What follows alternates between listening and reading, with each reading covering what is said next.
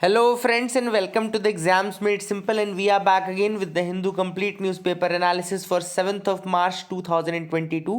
तो 7 मार्च 2022 का the Hindu newspaper analysis देखेंगे।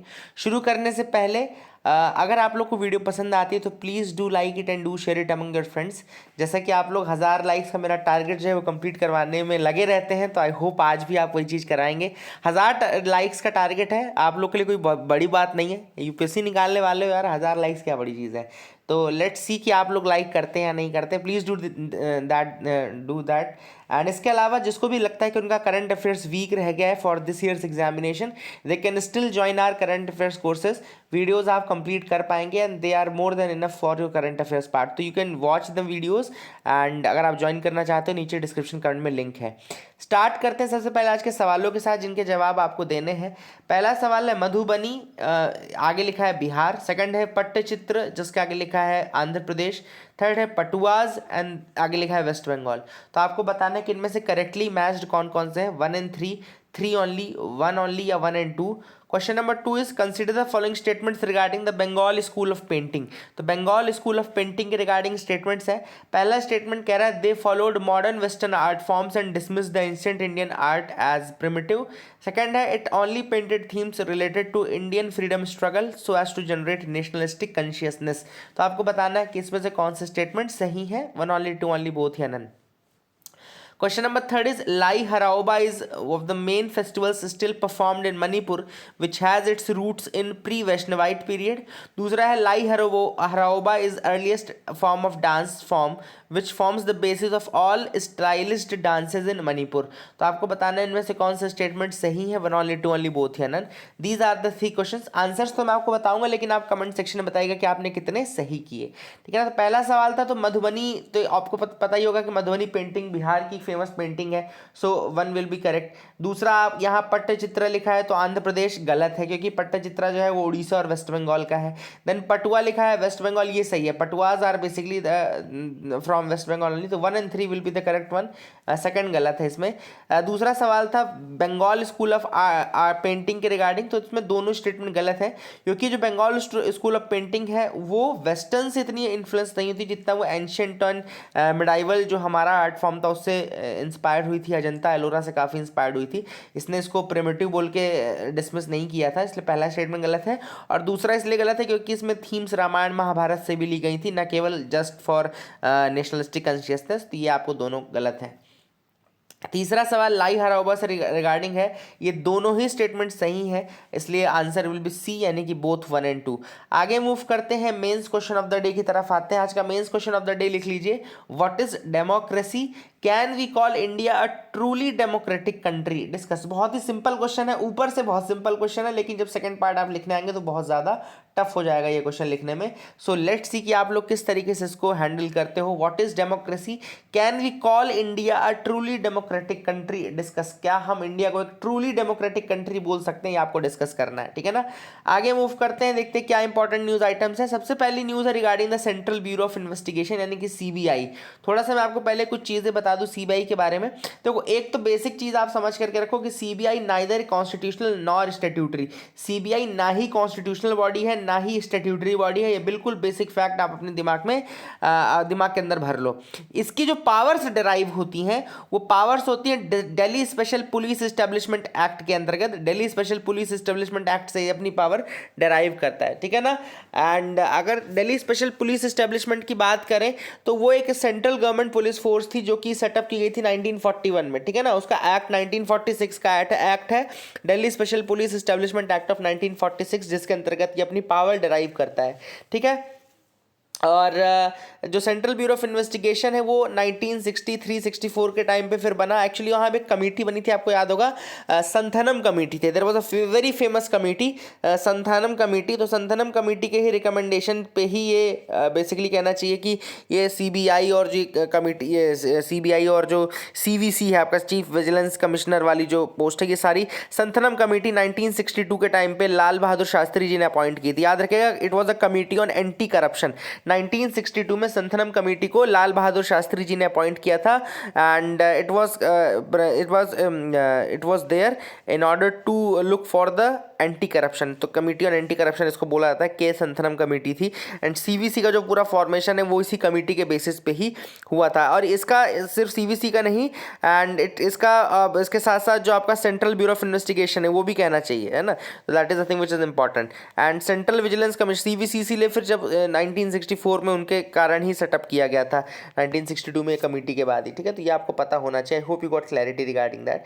जो सीबीआई वो मेन इन्वेस्टिगेशन एजेंसी है जीओआई की, और स्टैट्यूटरी नहीं है जैसा कि मैंने बताया। हाँ, पावर ये जरूर Delhi special police establishment act 1946 से डिराइव करता है। And it works under the supervision of CVC, ये सीवीसी के सुपरविजन के अंतर्गत काम करता है। तो ये भी आपको थोड़ा मैं फैक्ट्स बता दूं, एंड ये भी आपको पता होना चाहिए।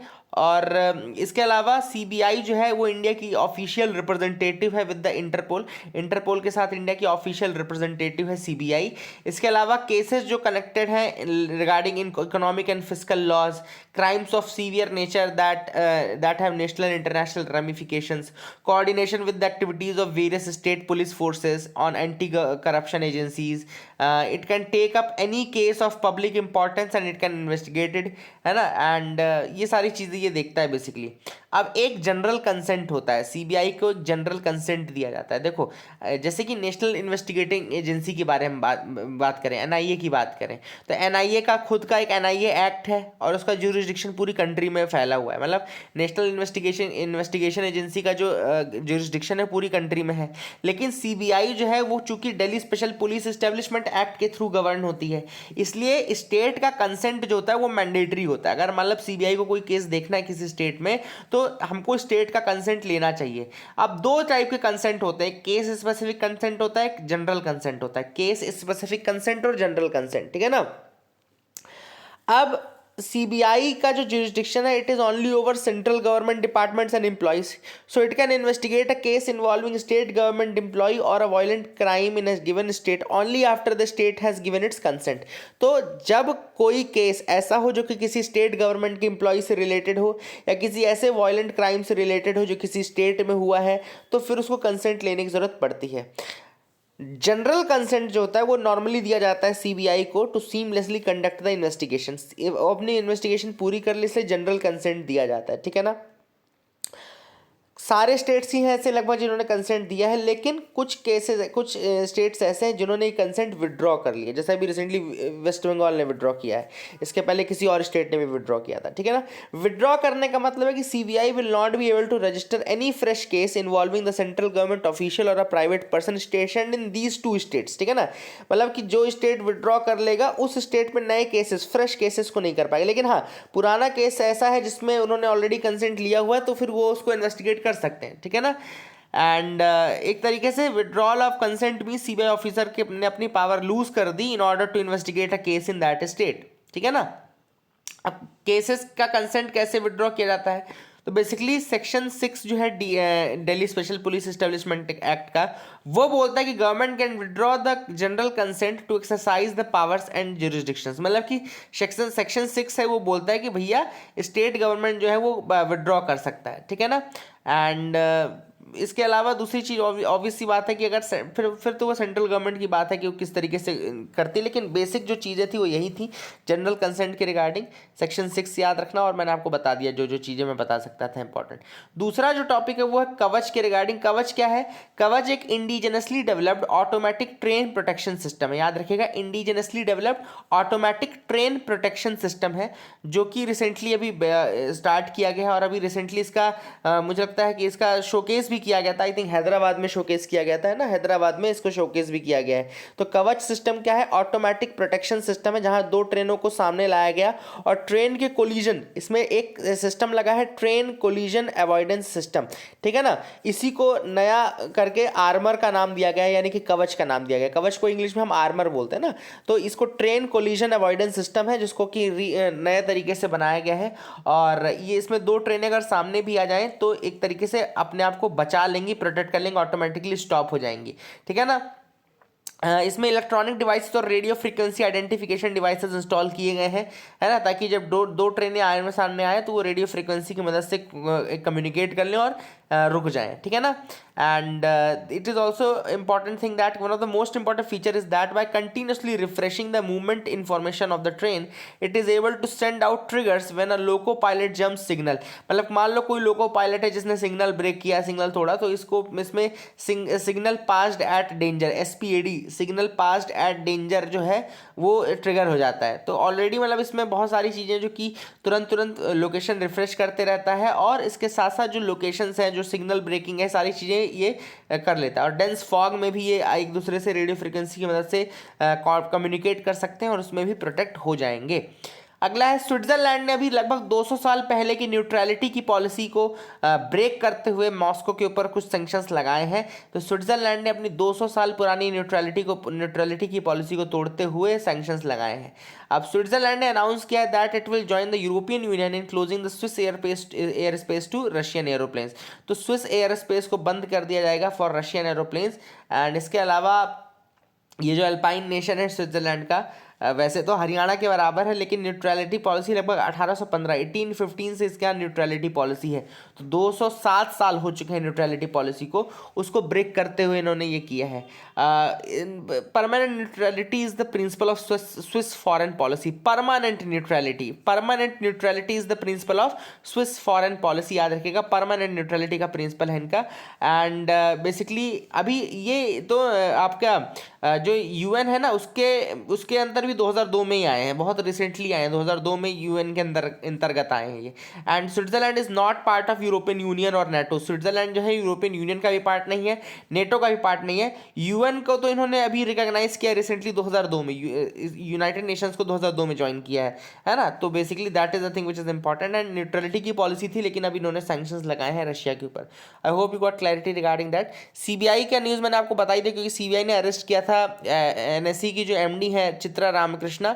को लोकेशन का केस है इनके ऊपर, को लोकेशन का केस है। को लोकेशन का मतलब मैंने आपको बताया था ना एक दिन, जैसे मान लो ये NSE का हेडक्वार्टर है, NSE के ही जो सर्वर्स हैं उनका यूज़ अब कोई दूसरी प्राइवेट पार्टी करने लगे तो उसको हम बोलते हैं को लोकेशन।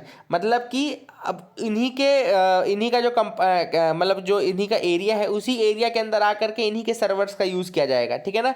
हो सकता है परमानेंट सिक्योर सर्वर्स का यूज़ ना किया जाए, बट जो बची हुई लाइन से उनका यूज़ किया जाए। तो इन्होंने को लोकेशन का इसके ऊपर वो लगा, उनके ऊपर ये भी लगा है कि ये किसी के इन्फ्लुएंस में आ गई थी, उनको बहुत सारी ट्रेडर्स को NSE स्टॉक मार्केट को मैनिपुलेट करने की परमिशन इन्होंने दे दी थी। बहुत सारे लोग जो थे वो इनके सर्वर्स का यूज़ करके डेटा एक्सचेंज कर रहे थे और मार्केट को मैनिपुलेट करने का काम कर रहे थे ना। तो that is the thing which is happening. तो ये चित्रा रामकृष्णा इसके कारण अरेस्ट हो गई है। आगे मूव करते हैं, देखते हैं और क्या इंपॉर्टेंट न्यूज़ आर्टिकल्स है जिनके बारे में को डिस्कस करना है। तो यू कैन मूव अहेड, आप मेरे साथ यहाँ मूव कर सकते हैं। अगली न्यूज़ यहाँ पे देखिए, winged visitors from abroad flock to the wetlands in Punjab. तो यहाँ पे पंजाब के वेटलैंड्स जो है वहाँ पर बहुत सारे जो माइग्रेटरी स्पीशीज़ हैं वो सेंट्रल एशियन फ्लाईवे का यूज़ करके आ रहे हैं।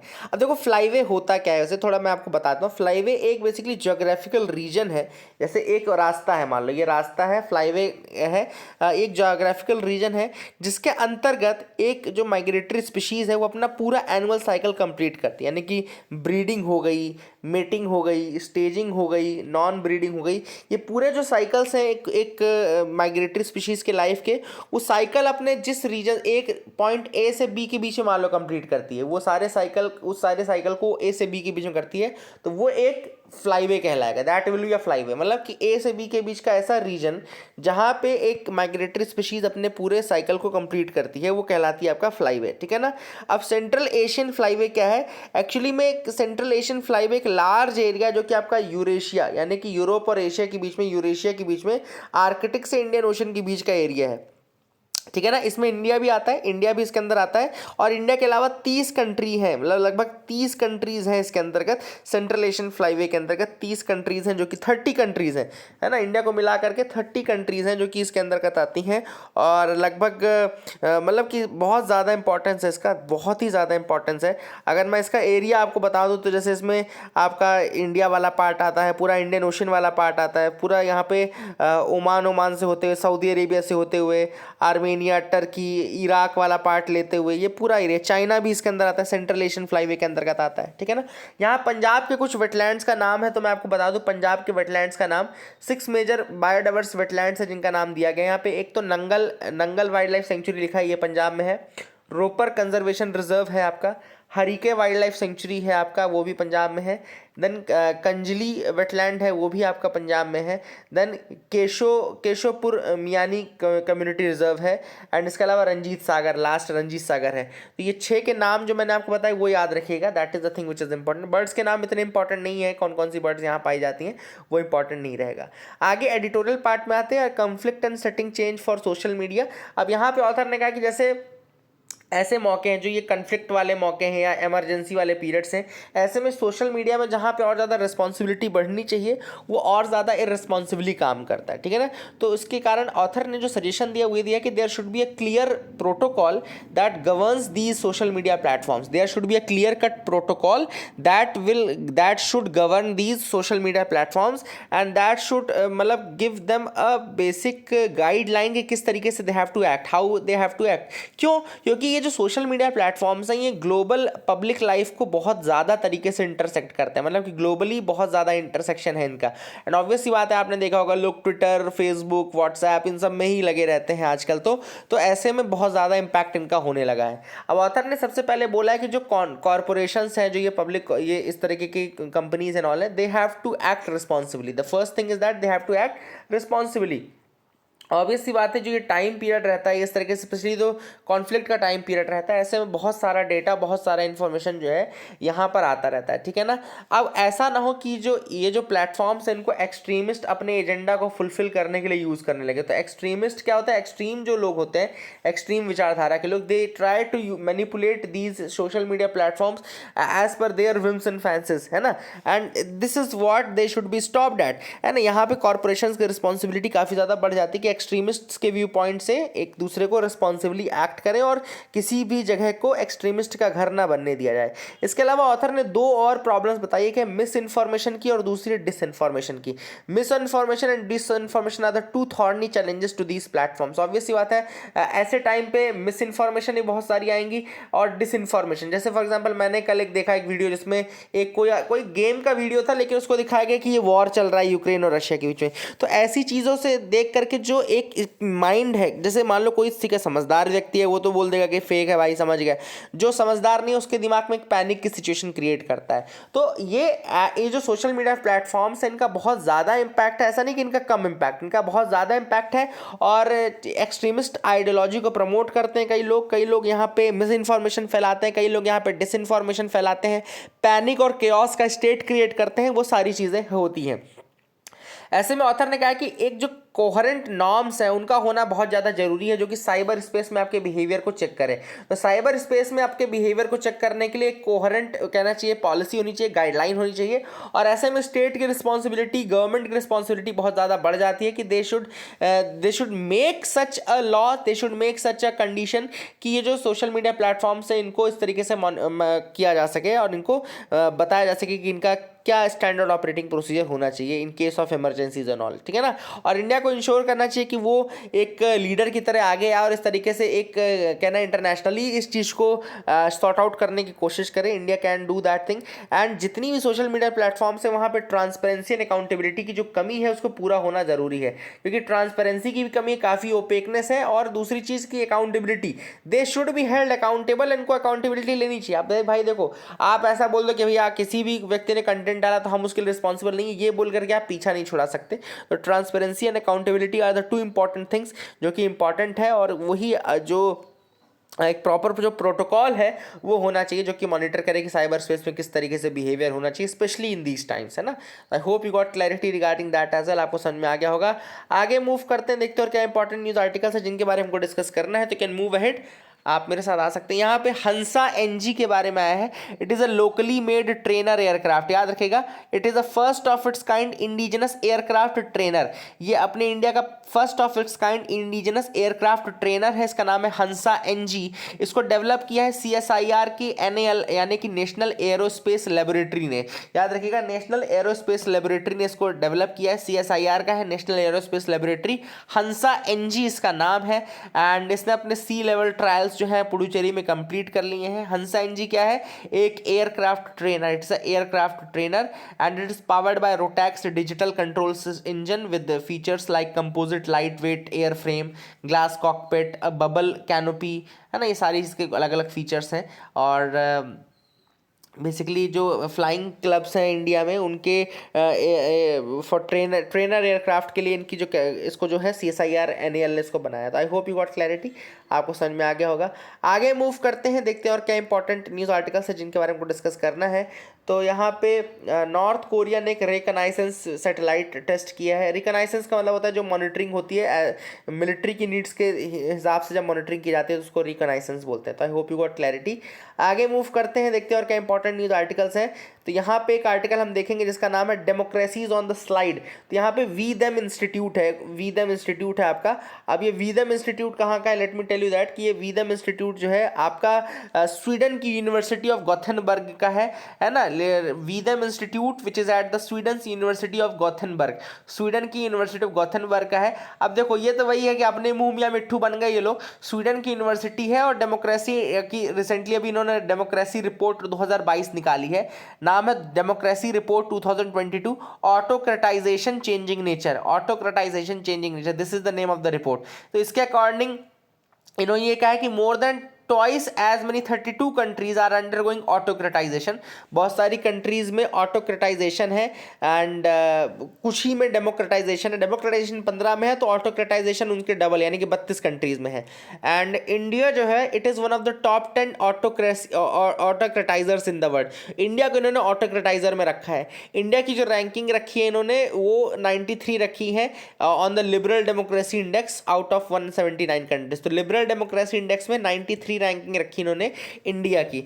वही वाली बात है कि अपना इनको पता है नहीं। एक तो खुद मतलब कि कहना चाहिए कि रशिया से डरते हैं ये लोग और खुद डेमोक्रेसी के नाम पे बेवकूफ़ बनाते हैं और इंडिया की रैंकिंग को बस पीछे करना जानते हैं। मतलब मुझे नहीं समझ आता कि वेस्ट का एजेंडा क्या है अगेंस्ट इंडिया। तो वी देम इंस्टीट्यूट की रिपोर्ट जिसके बारे में मैंने आपको बताया, याद रखिएगा जो डेमोक्रेसी में ये फीचर्स यूज़ करते हैं उनमें उनके क्या क्या पैरामीटर्स हैं वो अपन देख लेते हैं सबसे पहले। तो बहुत सारे पैरामीटर्स हैं, माइनॉरिटी के राइट्स है, इंडिविजुअल की फ्रीडम है, स्टेट ऑफ टेरनी एंड मेजॉरिटी किस तरीके से बिहेव कर रही है, इलेक्शन कितने फ्री हैं, कितने फेयर हैं, है ना, ये सारे इन्होंने देखा है। इसके अलावा लिबरल डेमोक्रेसी इंडेक्स ये देखते हैं। इसके अलावा इलेक्टोरल डेमोक्रेसी, इलेक्टोरल ऑटोक्रेसी, ये अलग अलग ग्रुप्स हैं जिसमें करते हैं। Liberal democracy, electoral autocracy, electoral democracy, closed autocracy. India जो है वो इनका इंडिया को इन्होंने किस में रखा? आई थिंक इलेक्टेड मतलब इलेक्टोरल ऑटोक्रेसी में रखा है ना। इंडिया को इन्होंने इलेक्टोरल ऑटोक्रेसी में रखा है। तो आप सोच सकते हैं कि ये लोग कितने मतलब वो है कि इंडिया को इलेक्टोरल ऑटोक्रेसी में रखा हुआ है इन्होंने, है ना। इलेक्टोरल, ये देखो यहाँ लिखा है electoral autocracy for India. And इसके अलावा जो आपका और पैरामीटर्स है, सिविल सोसाइटीज़ कितने फ्री हैं, सिटीजन ग्रुप कैसे एक्टिवली काम कर रहे हैं, पार्टिसिपेटरी गवर्नमेंट है कि नहीं है, हेल्दी इन्वायरमेंट है कि नहीं है ना, एंड कोअर्जन कितना है स्टेट में। और उसके बेसिस पे इन्होंने इंडिया की रैंकिंग जो डेमोक्रेसी में है, लिबरल डेमोक्रेसी इंडेक्स में, वो 93 रखी है 179 कंट्रीज़ के बेसिक में। और स्वीडन ने टॉप किया है ये इंडेक्स, ऑब्वियस सी बात है इनका इंडेक्स है, यही टॉप करेंगे। लेकिन डेनमार्क, नॉर्वे, इसके अलावा कोस्टारिका एंड न्यूजीलैंड वो टॉप 5 लिबरल डेमोक्रेसीज में आती हैं। जो मैंने बताया ये टॉप 5 लिबरल डेमोक्रेसीज हैं। इंडिया के बारे में इन्होंने बोला है कि इंडिया बेसिकली पार्ट है ग्लोबल, लेकिन अब यहाँ पे ऑटोक्रेटाइजेशन को बढ़ता हुआ बता रहे हैं लोग। और टॉक्सिक पोलराइजेशन जो टर्म यूज़ किया इन्होंने कि यहाँ पोलराइजेशन तो आपको पता है ना, ध्रुवीकरण जिसको बोलते हैं, मतलब कि किसी एक ग्रुप के अराउंड पूरा सब कुछ पूरा एजेंडा चेंज, आइडियोलॉजी चेंज हो जाए। तो इन्होंने बोला कि भैया टॉक्सिक पोलराइजेशन है माइनॉरिटीज़ के अगेंस्ट ऑल। तो ये सारी चीज़ें कुछ इंडिया के अगेंस्ट उन्होंने लिखी है। ठीक है, अपने को तो वी देम इंस्टीट्यूट के बारे में थोड़ा बहुत देख लो, but exam point of view से ज़्यादा इसको सीरियसली नहीं लेना है अपने को। एग्जाम पॉइंट ऑफ व्यू से सीरियस ले लो, लेकिन वैसे नहीं, क्योंकि इनकी बातें अगर हम मानने लगे तो हो गया, फिर इंडिया तो कब का ख़त्म हो गया होता है ऐसे तो, इन इन इन लोगों की अगर हम बात मानते तो।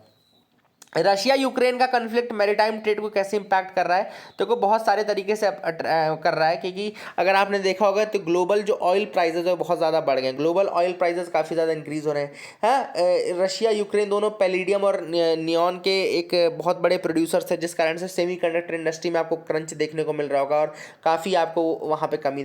रशिया यूक्रेन जो आपका वीट का बहुत बड़ा प्रोड्यूसर है, तो वर्ल्ड में जो वीट की कमी है वो भी आ सकता है, तो फूड प्राइसेस और ये सब काफ़ी इंक्रीज होने की संभावना है। ऐसे में बहुत सारे सी पोर्ट्स हैं यूक्रेन के, 15 लगभग सी पोर्ट्स हैं, मॉरियोपोल हो गया, इसके अलावा आपका ओडेसा वाला पोर्ट हो गया, ये सब पोर्ट्स हैं, काफ़ी इंपॉर्टेंट पोर्ट्स हैं जो कि है ना।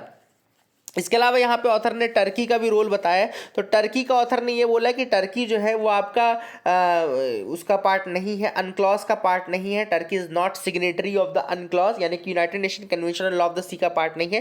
रादर टर्की जो है वो एक मॉन्ट्रैक्स कन्वेंशन फॉलो करता है, मॉन्ट्रैक्स कन्वेंशन फॉलो करता है। एंड मॉन्ट्रैक्स कन्वेंशन जो है वो डार्डेनल्स एंड बॉस्फोरस स्ट्रेट के ऊपर टर्की को बहुत ज़्यादा पावर देते हैं। तो ये आपको याद रखना है कि मॉन्ट्रैक्स कन्वेंशन और मॉन्ट्रैक्स रिकॉर्ड से कंफ्यूज मत हो जाना। मॉन्ट्रैक्स रिकॉर्ड आपका वेटलैंड से और रामसर साइट से रिलेटेड है, लेकिन मॉन्ट्रैक्स कन्वेंशन जो है वो आपका इससे रिलेटेड है, in the sense Bosphorus strait and all strait regime से। तो I hope you got clarity. तो that is it for the day friends, I hope you got clarity. That is it for the day. Keep loving us, keep sharing us. Thank you, have a nice day.